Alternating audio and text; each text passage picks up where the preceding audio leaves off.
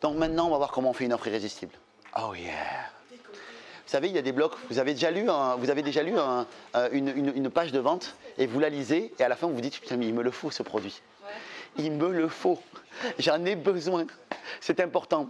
C'est parce qu'en fait, on fonctionne en fait avec des blocs qui sont basés sur cette structure-là. Qui est une structure qui est très connue, qui est basée sur AIDA aussi, comme je vous l'ai donné tout à l'heure. Donc l'offre irrésistible, les bases, c'est AIDA. Donc attirer l'attention, éveiller l'intérêt, susciter le désir, appeler à l'action, tout le temps faire un appel à l'action. Et les 6 leviers d'influence que je vous ai appris tout à l'heure. La réciprocité, l'engagement, la preuve sociale, la sympathie, l'autorité et la rareté. Ce sont les éléments que vous devez à chaque fois mettre et distiller dans vos offres. Donc, comment mettre de la sympathie dans vos offres? L'apparence physique, évidemment, si vous ressemblez à votre prospect, c'est cool. Si demain je vends des skates, si je m'habille comme en costume, ça n'a aucun sens. Donc, il y a cette notion d'apparence physique qui est quand même à soigner. Ensuite, la similarité. Si j'ai des points communs avec la personne qui est mon avatar, ça va matcher aussi. Moi, par exemple, je suis très geek. Donc, souvent, quand même, j'attire pas mal de geeks aussi. Les gens qui aiment bien ce que j'aime bien, les marbles, les machins, les trucs, voilà. Je suis très là-dedans. J'aime bien, donc du coup, les gens apprécient ça. En tout cas, c'est un univers qu'ils apprécient. En plus, j'en parle tout le temps, donc j'ai envie de dire, je ne peux pas trop le cacher. Voilà. Ensuite, quand vous faites des compliments sincères et fondés. Je vous expliquais tout à l'heure, quand je vous ai fait un compliment en fait, à la salle, comme vous étiez coach, je le pensais sincèrement. Mais j'ai fait aussi ça pour recapter l'attention aussi. Donc du coup, ça, si vous faites en fait des compliments vraiment sincères et fondés dans vos offres, quand nous, par exemple, quand on lance un Neurobusiness School et qu'on dit merci de regarder ces vidéos et de nous suivre, parce que vous faites partie de ce petit nombre de personnes qui se bougent et qui ont envie de faire bouger les choses, c'est vrai, parce que les personnes qui regardent, elles ont envie d'être entrepreneurs. Donc nous, on pense avec David que si quelqu'un veut être entrepreneur, c'est qu'automatiquement, elle veut changer quelque chose dans le monde. Et c'est bien. Et donc du coup, on la valorise, mais on la valorise sincèrement. C'est le sincère qui est important et fondé. Okay. Et ensuite, ce qui est intéressant aussi pour avoir de la sympathie dans une offre, c'est la cause commune. Alors la cause, ça clive, mais à la fois, quand vous avez des gens en fait, qui sont vraiment avec vous et qui vous suivent vraiment dans votre cause, d'un point de vue marketing, on appelle ça de la polarisation, ça marche vraiment fort. C'est-à-dire que les gens, ils ne vont jamais vous lâcher. Ils resteront avec vous à la vie et à la mort. Parce que vous avez une cause commune, vous avez quelque chose que vous défendez en commun, des idées que vous défendez.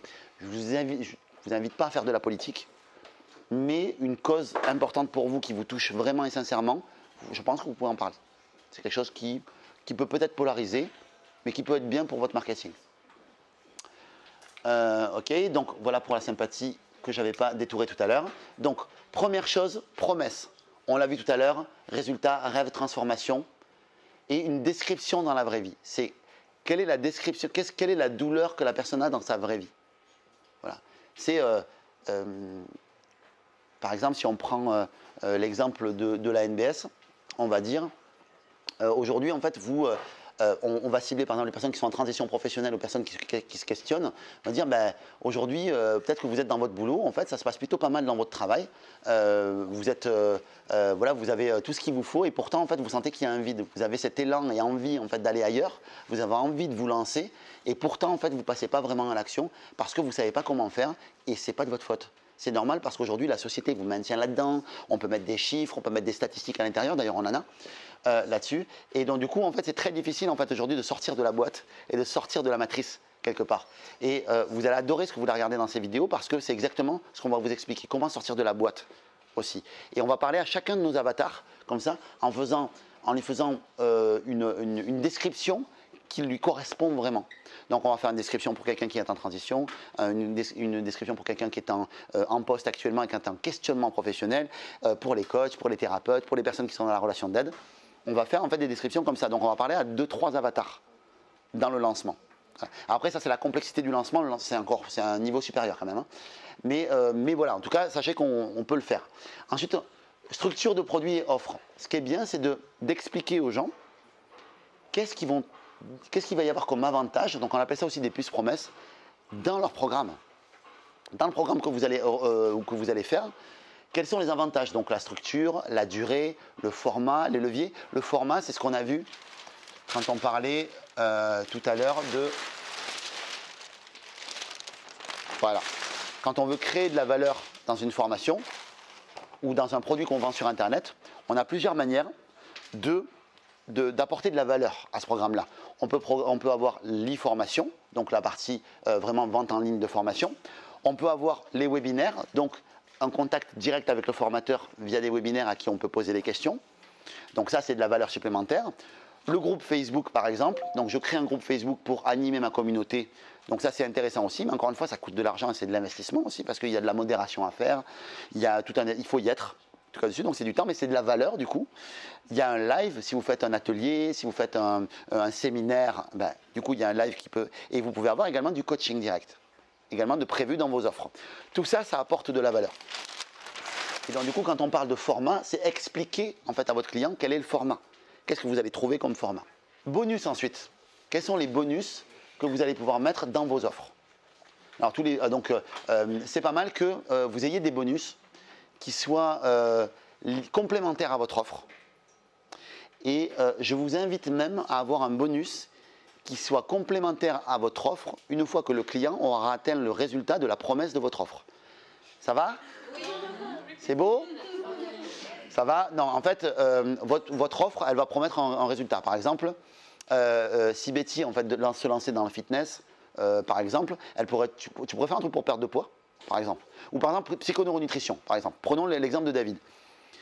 Donc, c'est un programme de gestion de son poids, de gestion de son poids de forme. C'est très différent, il y a les neurosciences dedans, c'est top. Maintenant, en bonus, on pourrait rajouter un petit bonus qui dirait, bah tiens, comment est-ce que maintenant on peut gérer en fait le fait de changer sa garde-robe? Comment financièrement on gère l'idée qu'on change complètement toute sa garde-robe et comment on gère la transition? Ça pourrait être un très bon bonus. Parce que la personne, elle se dit, putain, s'il a un bonus qui en plus est sur le résultat acquis, le résultat truc, c'est que déjà, on se projette déjà en train de plus avoir de poids et c'est bon pour ça. Ok, c'est bon pour vous? Donc voilà, mais c'est bien d'en rajouter des bonus. Vous pouvez rajouter des lives. Pardon? Quoi donc? Le bonus, oui, le bonus, normalement, on le donne après la garantie. Voilà. C'est une règle, et puis bon, après c'est normal aussi. Je pense que c'est normal. Après, tant d'adhésion à la formation, mettez-le ça. Est-ce que l'accès il est à vie ou pas à vie? C'est important de le mettre ça. L'accessibilité des formateurs. Donc là, vous l'avez quand vous préparez en fait votre structure d'offre en disant quels sont les moyens de contact pour poser vos questions, Facebook, forum, com, etc. Ça a de la valeur. Plus le formateur va être accessible, plus les gens vont avoir le sentiment de pouvoir être en prise directe avec le formateur via des webinaires ou via une communauté, et plus ça apporte de la valeur. Donc tout ça, c'est important de le mettre. Ensuite, il y a la garantie. Donc expliquez quel type de garantie vous proposez. Alors sachant que légalement, on ne doit plus mettre de garantie 15 jours, 14 jours. Parce que c'est la garantie légale. Donc comme la garantie légale est de 14 jours, en fait, tu n'as pas le droit de le mettre en avant puisque c'est légal. Donc du coup, c'est vrai que nous, on a une habitude de 30 jours. On met 30, 31 jours, voilà. Donc durée de remboursement, conditions à respecter. Donc c'est important en tout cas de mettre que la garantie, c'est ça. Ça, vous le mettez dans votre offre. Garantie 30 jours. Vous avez des macarons qui sont tout prêts sur Internet, qui sont top pour ça et qui sont très bien faits. Ensuite, c'est important de mettre de la polarisation et du ciblage. Je vous ai expliqué ça tout à l'heure, c'est-à-dire expliquer à qui s'adresse sa formation, mais à qui elle ne s'adresse pas. On n'a pas envie de gens pénibles. Dans vos formations, dans votre communauté, vous ne voulez pas de clients pénibles. Donc tous les clients qui peuvent être pénibles avec vous et qui sont durs à gérer, parce qu'un client qui est un petit client, souvent d'ailleurs c'est les plus petits qui sont le plus pénibles, moi j'ai beaucoup plus en fait de clients pénibles qui payent en 15 fois. Parce que voilà, c'est les plus pénibles, c'est les plus exigeants, les plus pénibles et tout ça. Donc moi, j'hésite pas à les dégager. Mais avant de les dégager, je leur dis, si vous êtes comme ça, venez pas. Donc si vous êtes un pénible, si vous êtes un râleur, si vous êtes quelqu'un qui broie du noir, en fait, qui n'accepte pas le feedback, qui ne fait pas confiance, ça sert à rien. Ne venez même pas. Et ça a pour effet que les gens se disent, putain, ils se refusent des clients carrément. Ça a un effet très polarisant. Bon, ça fait fuir ceux qui doivent fuir, mais surtout, ceux qui veulent rester, ils veulent y rester vraiment. C'est ce qui fait que dans la NBS, on a une très très bonne communauté. Évidemment, notre énergie, elle y est pour beaucoup, que ce soit David ou moi, on a une très bonne énergie, une très bonne communauté. Donc du coup, c'est bien. Mais c'est vrai qu'au début, on pose le cadre aussi. Comme je vous avais dit tout à l'heure, quand on construit la formation, on pose le cadre. Et donc ça, à qui ça ne s'adresse pas, c'est important de le mettre. Pour un ajout là-dessus, les clients chiants, il paraît que vraiment 20% des clients chiants amènent 80% de tous les problèmes dont Absolument, oh, ouais, ça marche. Je dirais même que 5% des clients amènent 95% des problèmes. Vraiment, tu peux aller vers Pareto plus, vraiment. Non, vraiment, il faut vraiment les dégager, il ne faut pas hésiter là-dessus. Vraiment, en tout cas, c'est un conseil que je vous donne. Ensuite, mettre une urgence éthique. Vous vous rappelez des leviers de Cialdini? Toujours une urgence éthique. Soit vous limitez dans le temps, soit vous allez limiter par une date butoir. Alors, ça peut être une date butoir parce que vous lancez, nous, quand on lance un Neurobusiness School, on a une date butoir, il y a une session qui commence. Donc, comme la session elle commence, tu coupes à un endroit parce que la session va commencer. On avait également une limite de stock, nous, liée aux places qu'on avait au séminaire. La première Neurobusiness School, on avait une limite parce que la salle faisait 1000. Donc, comme la salle faisait 1000, on ne pouvait pas prendre plus de 1000. C'était pas possible. Donc, du coup, le fait de mettre ces dates butoirs de stock, de limite de temps, ça fait que les gens, ils se bougent. Parce que je vais vous dire, quand on voit, en fait, quand on lance des ventes, au moment où on clôture, c'est systématique. Le jour où... Bon, je vais vous le faire ici. Je vais vous le faire ici, d'accord? Vous lancez le jour J, jour du lancement. Jour du lancement, vous avez un certain nombre de ventes, vous avez un pic de vente. Après, vous avez les ventes qui descendent. Le jour où vous clôturez, le jour de clôture, ça fait ça. Systématiquement. Après, nous, on a des stratégies qui nous permettent de rehausser ça. De rehausser cette partie-là. Notamment, on va déclencher des paiements en plusieurs fois. Et comme je vous le disais, en fait, moi, le paiement, en fait, en plusieurs fois, il est pénible pour nous. Il est vraiment pénible parce que, en réalité, on perd de l'argent avant d'en gagner. Parce qu'on a quand même l'investissement du séminaire qui nous coûte beaucoup d'argent.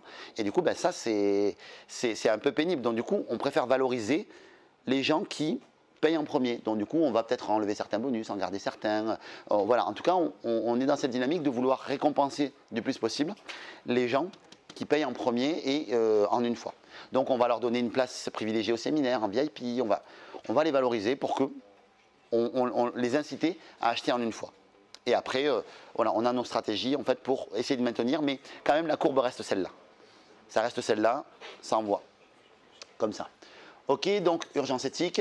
Ensuite, exemplarité authentique. Donc, l'idée, c'est de démontrer que c'est possible en partant de zéro. Vous n'êtes pas obligé d'être l'exemple. Hein. Vous pouvez dire mes clients atteignent ça, ou souvent mes clients me disent ça, ça ou ça. Vous pouvez dire du moi-je, ce qui est très puissant. C'est-à-dire le côté, écoutez, moi, j'ai eu cette expérience-là et j'ai réussi à obtenir tel résultat. Et je vais vous expliquer comment on fait. Vous savez, quand on cherche un enseignant, ce qu'on cherche de l'enseignant, c'est est-ce qu'il a les résultats que je veux? Parce que je vais écouter ses conseils s'il les a. Non seulement est-ce qu'il a les résultats que je veux, mais en plus, est-ce qu'il a été à ma place? Parce que s'il a été à ma place et qu'il a les résultats que je veux, il va savoir me donner le chemin que lui a parcouru. Et du coup, on va y arriver. Donc, votre client doit se dire, putain, c'est possible en partant de zéro. Je suis capable, en fait, de faire ce qu'on me dit. Enfin, je suis capable d'obtenir ce résultat en partant de zéro. Je croyais que c'était impossible. Et vous définissez une croyance chez lui, et c'est très bon ça. Alors, par votre expertise, votre histoire, votre chemin, vos résultats, témoignages de clients. Oui, exactement. C'est vrai, c'est pas con ce que j'avais marqué. Hein. C'est bien. C'est bon, vous avez tout noté? Ouais. C'est beau.